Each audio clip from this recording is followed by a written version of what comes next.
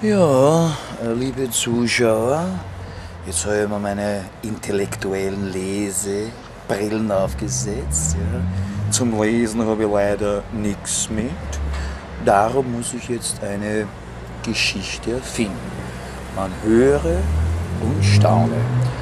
Es war einmal ein riesiger Gartenzwerg. Ja?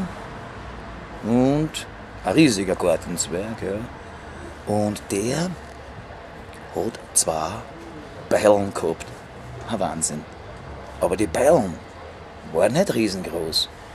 Waren nicht größer als ein steifes Hengstnudel. Gut, beide Beilen haben sie nicht verstanden. Ja?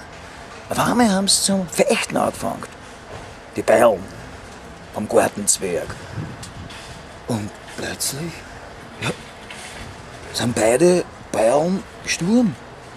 Und der Gartenzwerg ist dann urklar geworden. Ja? Groß wie ein Gartenzwerg. Ja? Aber die Geschichte geht eh gut aus, ne? Weil der Gartenzwerg ist dann wieder,